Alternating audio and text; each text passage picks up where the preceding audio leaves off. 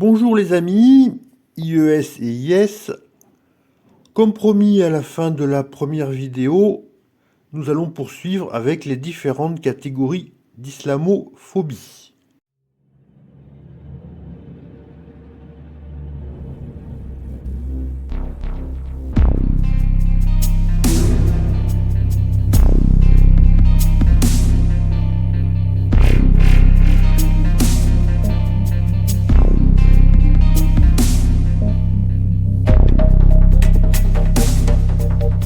Première catégorie, islamophobie antithéiste, misothéiste ou islamophobie athée au sens originel de sans religion. Je qualifierais cette islamophobie de saine et je m'en revendique ouvertement. Il est indispensable d'attaquer les religions sur leur base. L'islam n'est qu'une religion. Les religions ne sont que des croyances irrationnelles et puériles. J'ajouterai que même à leurs époques, malgré le contexte de l'ignorance, je les trouve ridicules et enfantines. Plus jeune, j'étais agnostique. Après lecture de la Bible et du Coran, je suis devenu athée pur et dur. Je n'ai pas lu une seule ligne de crédible dans ces livres. Au contraire, chaque verset me convainc qu'il s'agit d'une invention humaine. Et à l'inverse, chaque livre ou vidéo scientifique me rend plus athée. On me répond souvent « Mais tout le monde a le droit de croire en ce qu'il veut !» Oui, bien sûr, je suis démocrate. Les gens ont le droit de penser que la Terre est plate, que 2 plus 2 égale 5, que Dieu existe, ou que Vénus et Saturne influencent les natifs de leur mois le mardi.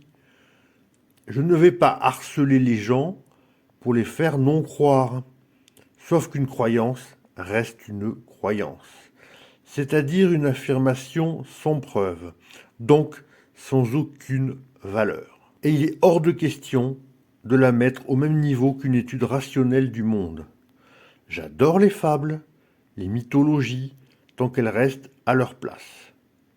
Je comprends qu'on se pose des questions, mais ce n'est pas les questions qui me dérangent, ce sont les réponses.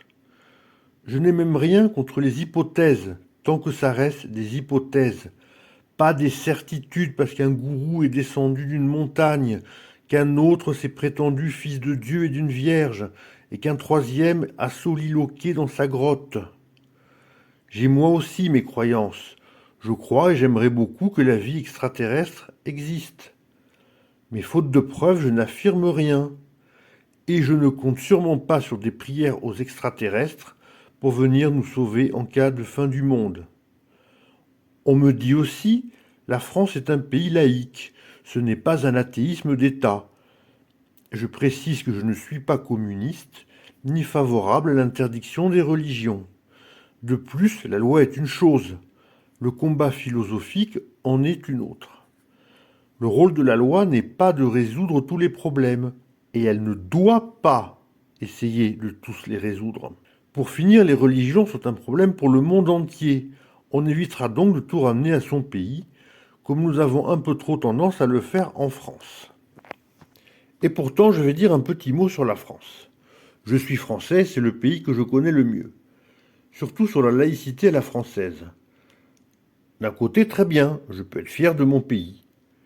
J'ai toutefois l'impression que c'est d'abord politique. La religion, notamment le catholicisme, est ou était accusée par les gauches, marxistes et social-démocrates, de défendre la bourgeoisie, les classes dominantes. Les droites, conservatrices et nationalistes, ont, elles, combattu la laïcité. Aujourd'hui, on assiste à un phénomène presque inverse, quand il s'agit d'islam. La gauche marxiste, quasiment disparue, a été remplacée par la gauche wokiste.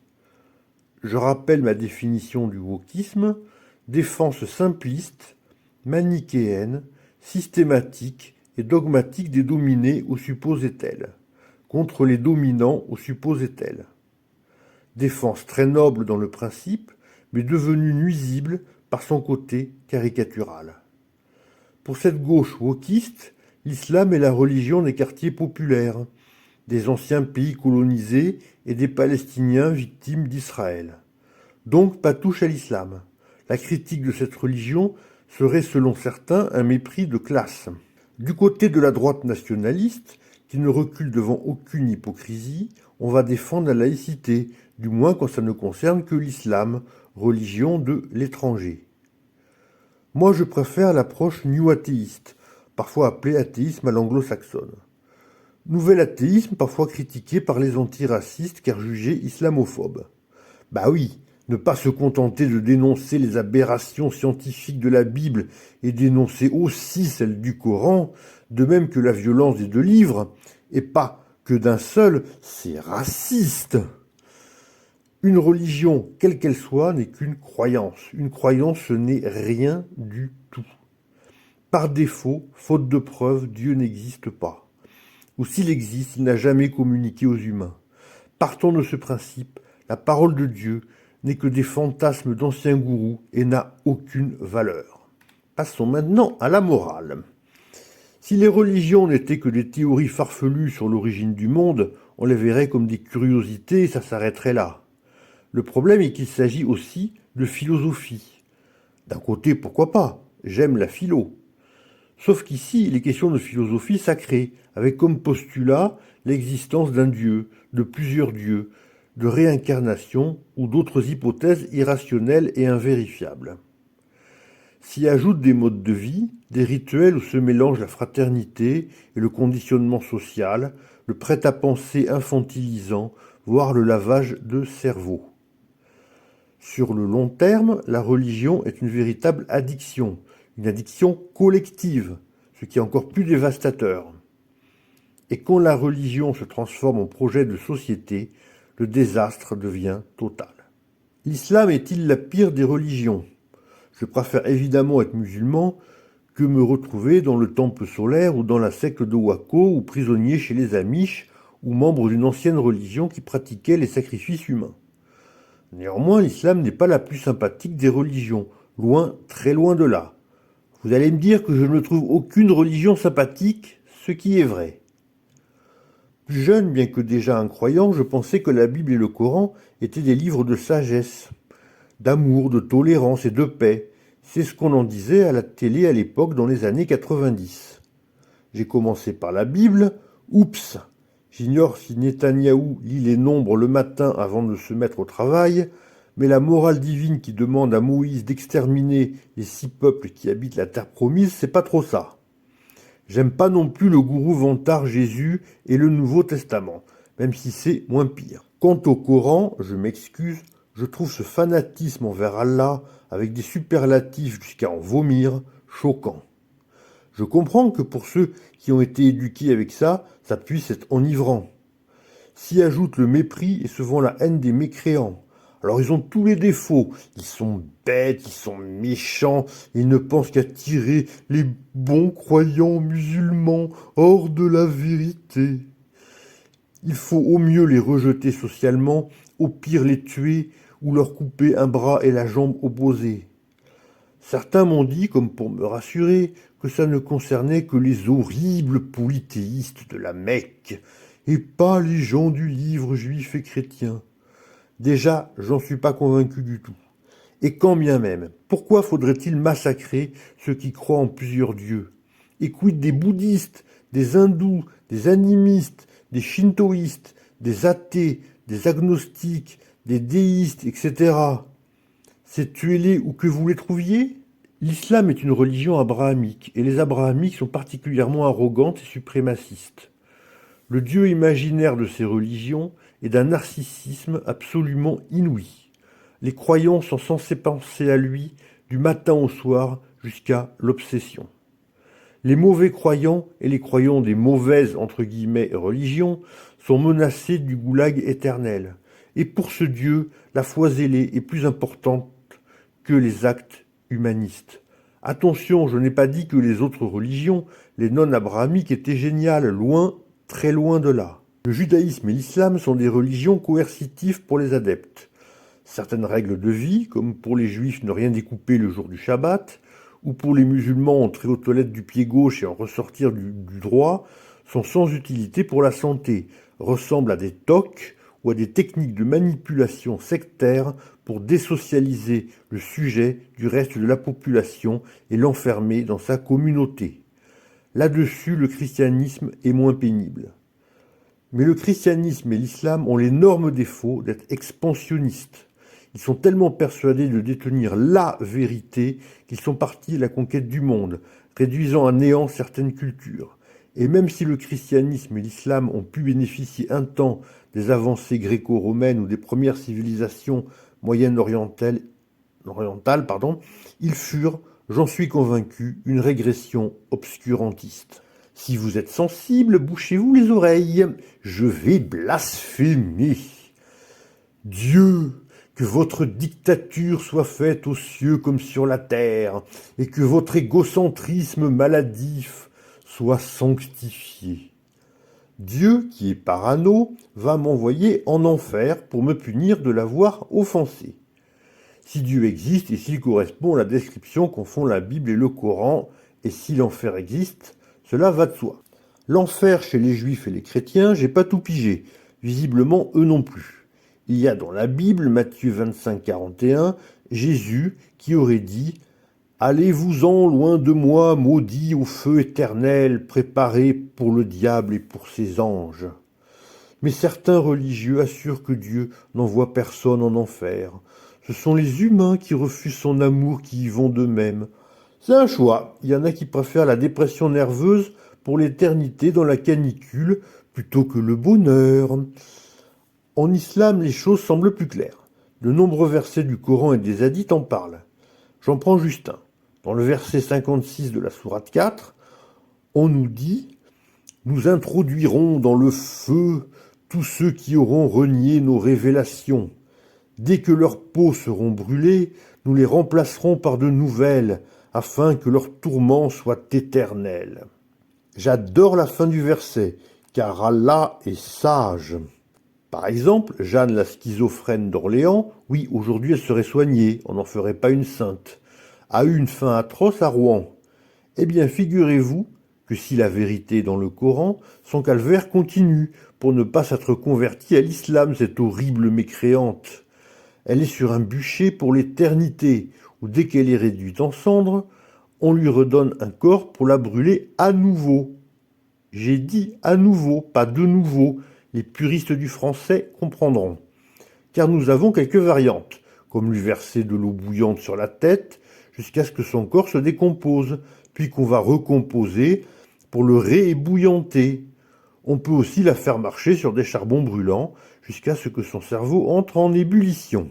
Sont également en train de souffrir Albert Einstein, Beethoven, Martin Luther King, Paul-Émile Victor, Mark Twain, Marie Curie, Alfred Hitchcock et bien d'autres. Vous me direz que Hitler et Staline souffrent aussi, mais pour leur mécréance, pas pour leurs crimes contre l'humanité. Des milliards et des milliards d'humains seront ainsi torturés pour des millions de milliards d'années en enfer, car ils n'étaient pas musulmans quand ils étaient vivants.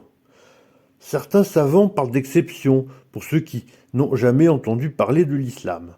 Quant aux autres, ceux qui connaissaient l'islam et qui ont refusé d'embrasser cette religion, pas de pitié. Allah est miséricordieux, mais il y a des limites à sa miséricorde. Le paradis est pas mal non plus. J'aime bien le bananier à l'ombre étendue, sourate 56, verset 30. On voit que cette religion a été imaginée dans un pays très chaud. On a aussi dans différentes sourates les fameuses houris, anges femmes aux yeux noirs. On voit bien l'ethnocentrisme de cette religion, pourquoi pas aux yeux bleus. Qu'aucun homme ni aucun djinn n'a défloré. Récompense du bienheureux et cloîtré dans des tentes. Sans commentaire. Dans la liste des joyeusetés du Coran, on n'oubliera pas non plus le fameux verset 34 de la sourate 4. Les hommes ont autorité sur les femmes en raison des faveurs que Dieu accorde à ceux-là sur celles-ci, et aussi à cause des dépenses qu'ils font de leurs biens. Les femmes vertueuses sont obéissantes à leur mari et protègent ce qui doit être protégé pendant l'absence de leurs époux, avec la protection de Dieu. Et quant à celles dont vous craignez la désobéissance, exhortez-les, éloignez-vous d'elles dans leur lit et frappez-les. Si elles arrivent à vous obéir, alors ne cherchez plus de voix contre elles, car Dieu est certes haut et grand. Petite parenthèse, j'imagine une religion qui dirait « Les femmes sont supérieures aux hommes. Si vos maris vous désobéissent, frappez-les. Mais soyez gentils avec les pauvres bébêtes s'ils vous obéissent, car la grande déesse est toute puissante. » Certains rétorqueront, via le sophisme de la double faute, que la violence contre les femmes existe aussi dans les familles athées. Oui, mais je n'ai jamais dit que la religion était seule responsable. Il y a des non-violents, religion ou pas, on espère qu'ils sont très nombreux, des violents, religion ou pas, on les espère très minoritaires, et entre les deux, ceux qui agissent influencés par leur religion ou en se donnant bonne conscience. Il est difficile d'en connaître le nombre. Du côté des femmes, victimes j'entends, on a celles qui ne se plaignent jamais, religion ou pas, on les espère minoritaires, celles qui réagissent, religion ou pas, on les espère nombreuses, et celles qui acceptent leur sort à cause des textes, parce que Dieu l'a voulu, ou par peur de finir brûlées ou ébouillantées pour l'éternité en enfer. Là encore, il est difficile d'en connaître le nombre.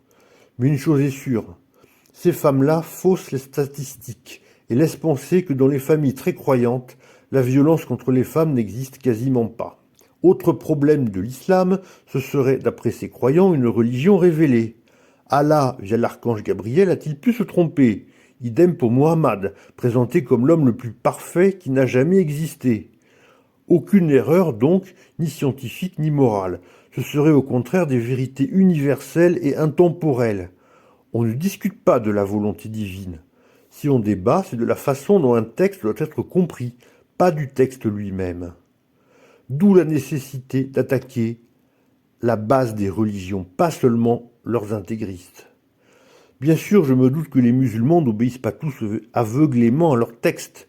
Fort heureusement, je me doute aussi qu'il y a des musulmans réformateurs. Je parle des vrais, pas des hypocrites rassurants devant les caméras. D'où la nécessité de bien distinguer la critique, voire la détestation d'une religion, des hommes et des femmes, de la confession. Reste à savoir si les musulmans démocrates sont aujourd'hui majoritaires ou à l'inverse marginaux, exceptionnels dans la population. C'est ce qu'on va tenter de voir dans la deuxième catégorie. Deuxième catégorie d'islamophobie, la peur de l'islamisme. Cette islamophobie est compréhensible, bien qu'elle puisse se transformer en peur de l'islam, pourquoi pas, mais voir des musulmans dans certains cas avec des conséquences fâcheuses. On pourrait créer le terme islamismophobie. Et là, cette détestation est plus que saine, elle est obligatoire pour toute personne, un minimum démocrate et humaniste. Le fondamentalisme religieux étant le niveau zéro de la civilisation humaine. L'islamisme est un terme qui en soi est un peu étrange, puisque c'est la seule religion où la terminaison en isme pose problème. Certains le définissent comme l'islam politique, ce qui est déjà très inquiétant pour la démocratie et l'humanisme. La plupart du temps, il est synonyme d'intégrisme musulman. D'aucuns diront que c'est pas ça le vrai islam. Pour commencer, l'adjectif vrai me donne des boutons. Comme tout ce qui a trait à l'authenticité qui n'est jamais très loin de la dangereuse pureté. Et puis, faut-il chercher à savoir ce qu'est le vrai islam ou comment le pratiquer à l'aune de la science, de la démocratie et des droits de l'être humain? Ensuite, désolé, mais je crois bien que les talibans sont beaucoup plus proches du vrai islam que les musulmans démocrates. Fut une époque où je pensais naïvement que les fondamentalistes n'avaient pas lu le Coran. Évidemment qu'ils l'ont lu, et ils l'appliquent à la lettre, de même que de nombreux hadiths. Ce n'est pas pour rien qu'on les appelle les littéralistes. Les intégristes, contrairement à ce qu'on entend parfois, sont en fait les meilleurs religieux. Moi, je préfère les mauvais. On rétorque aussi qu'il existe des intégristes dans de nombreuses religions. C'est exact. Faut-il pour autant les mettre au même niveau de dangerosité? Il va de soi que je n'ai jamais eu le millième d'once de sympathie pour les intégristes cathos, juifs, protestants, orthodoxes, bouddhistes, hindous, animistes, voire polythéistes, il en reste.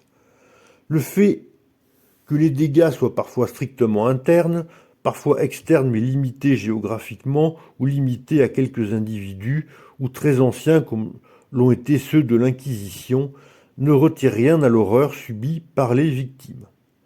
Désolé, mais l'intégrisme musulman a beaucoup de membres, beaucoup de régimes dictatoriaux, des textes intolérants et représente un danger pour le monde entier. Les victimes des attentats de New York en 2001, de Bali en 2002, de Madrid en 2004, de Londres en 2005, de Paris en 2015, sans oublier ceux commis dans les pays musulmans, les exactions contre les yézidis et bien sûr le massacre du 7 octobre 2023, n'ont pas entendu Bouddha est grand, Ave Maria, vive Moïse, ni gloire à Shiva. Non, je n'ignore pas le terrorisme en Irlande du Nord, au Pays Basque, en Corse, ni les exactions contre les Rohingyas à Myanmar, exactions dont quasiment personne ne parle, ni les morts en RDC, ni la politique scandaleuse de colonisation en Cisjordanie, ni les morts passés en Bosnie, au Rwanda, et encore moins des deux guerres mondiales. Je n'ignore pas non plus les horreurs du communisme, idéologie qui se voulait athée. Je ne vais pas remonter toute l'histoire de l'humanité pour vous dire que les musulmans sont loin d'être les seuls à avoir du sang sur les mains. Mais ce serait, encore une fois, sombrer dans le sophisme de la double faute. Les crimes des uns n'excusant pas les crimes des autres. Sans aller jusqu'au djihadisme, nous constatons une rigorisation des musulmans. À l'heure où j'enregistre, est sorti un sondage de l'IFOP assez alarmant sur les musulmans. Ce sondage a été critiqué, notamment par le député LFI Paul Vannier, qui en a uniquement dénoncé l'islamophobie. Haro sur cette horrible infirmière qui distribue des thermomètres. C'est elle qui est responsable des maladies. Il a ajouté que la laïcité n'interdisait pas de faire le ramadan ni de se rendre à la mosquée. Il n'a jamais été question d'interdire tout ça, juste de constater des données inquiétantes.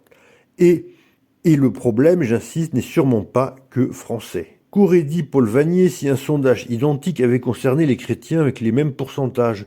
Aurait-il hurlé à la christianophobie?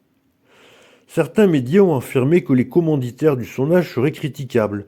Peut-être, mais ça ne signifie pas que les résultats du sondage sont faux. J'aimerais beaucoup que ce soit faux.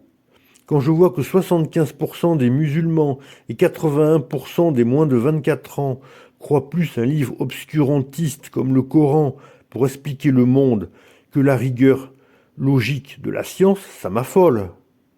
Pour les chrétiens, c'est 1 sur 5 et un jeune sur 4 qui est obscurantiste. Et je trouve ça déjà énorme. J'aurais aimé connaître le pourcentage des juifs et savoir ce que les bouddhistes ont répondu. Mais tant pis.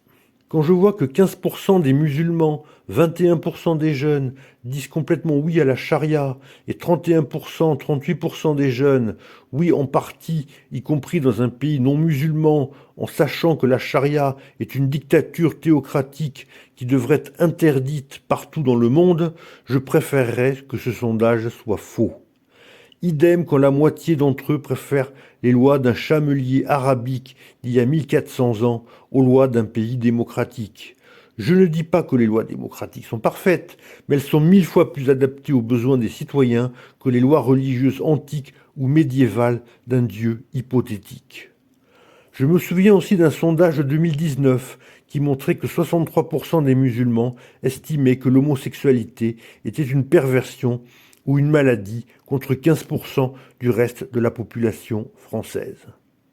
Seul point positif, le nombre de musulmans tolérants avec les apostats est passé de 44% en 1989 à 73%. C'est encore trop faible, c'est toujours trop faible, mais ça reste encourageant. Quand bien même ce sondage serait mal fait. Les questions trop orientées, mal posées, certains termes trop ambigus, je n'accuse pas, j'hypothèse. Il suffit d'observer la réalité et de constater. Pas simplement en France. L'habillement, les discours, les attitudes ont évolué vers le rigorisme. Quand bien même ce sondage serait faux, où sont les vrais sondages? Et si on veut défendre les musulmans, plutôt que de hurler bêtement à l'islamophobie, essayons de comprendre, d'analyser, exercice périlleux où l'on sombre rapidement dans le monocausal, le paternalisme, les clichés ou les généralités. Les explications sont sûrement à trouver à la fois dans les textes, les pratiques, le communautarisme, le sentiment de rejet, les propos haineux entendus, la situation internationale, l'histoire, les prêches de certains imams dans les mosquées, les vidéos des influenceurs intégristes, mais aussi la peur du vide si on abandonne ce à quoi on a donné tant de valeur, tant d'espoir. Liste non exhaustive. J'aurais aimé connaître le pourcentage de musulmans apostats. N'assiste-t-on pas à un phénomène comparable au christianisme durant la Renaissance? J'entends par là une remise en cause du religieux par les uns et un durcissement du religieux par les autres, les deux phénomènes étant liés. L'islam serait dans sa phase Renaissance.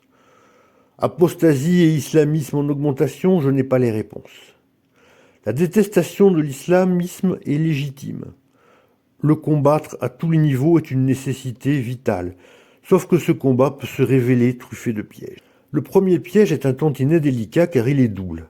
Faut-il et jusqu'à quel point distinguer l'islamisme de l'islam? Ferhat Beheni, pardon si je prononce très mal, poète et politique kabyle, affirme que l'islam, c'est l'islamisme au repos.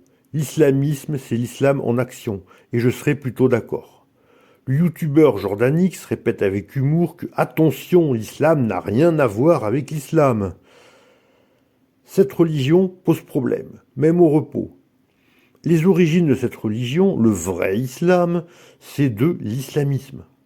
Je pense néanmoins, ou j'ose espérer, qu'il existe aussi un faux islam, beaucoup plus sympathique, qui n'applique pas à la lettre les textes. Double piège, soit de trop distinguer, soit de trop amalgamer. Second piège, je m'arrêterai à deux, même s'il y en a plus, prôner des solutions radicales. J'ai vu des vidéos intéressantes, instructives, mais avec une conclusion qui m'a fait tiquer.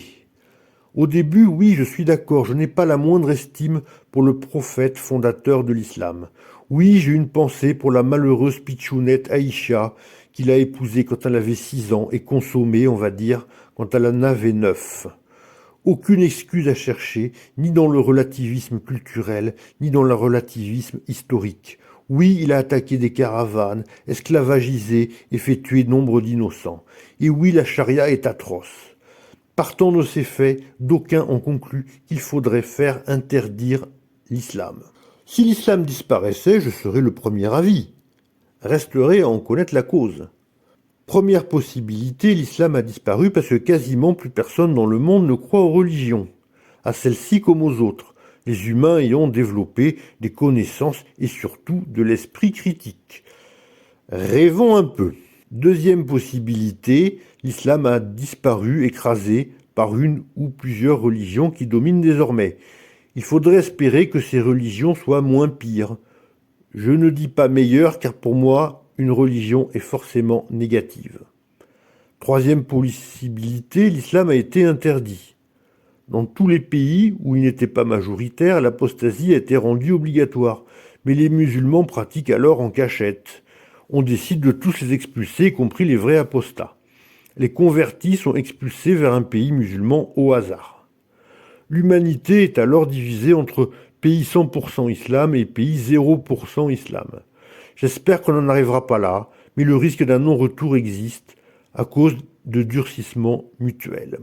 Quatrième possibilité, l'islam a disparu car l'humanité n'existe plus. Sans lancer le long débat sur la tolérance vis-à-vis de l'intolérance, je n'aime pas les interdictions qui concernent la liberté d'opinion.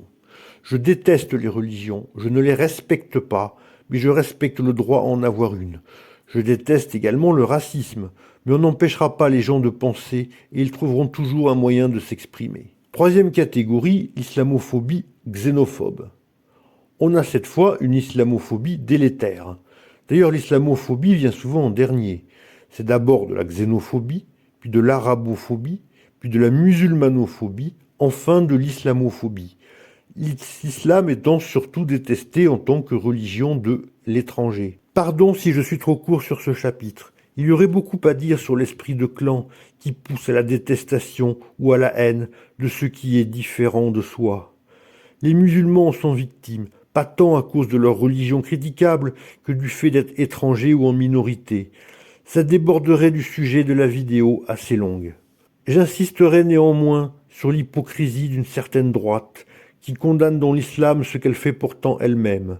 Quand j'entends des discours féministes ou inquiets du sort des LGBT, mais uniquement quand les coupables sont musulmans, halte au gag. C'est de la récup politique ou philosophique malhonnête. Mais hélas, ça marche. Catégorie 4, je vais être assez court aussi, l'islamophobie des autres religions, notamment des intégristes. L'islam est une mauvaise religion, puisque la seule, la vraie, l'authentique, c'est la nôtre. Paradoxalement, ils peuvent tenir des discours identiques aux athées, du moins sur les aberrations du Coran. Ainsi, la boucle est bouclée. Il y aurait beaucoup à dire sur l'histoire des religions et des rapports interreligieux. C'est passionnant. Ça mériterait des vidéos à part entière que je ne ferai pas.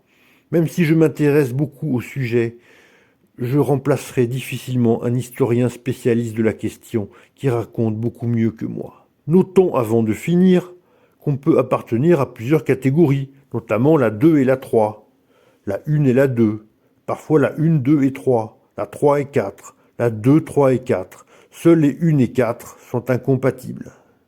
La prochaine fois, nous parlerons des anti-islamophobies. Et sur ce, je vous dis donc à cette prochaine fois. Et d'ici là, portez-vous bien.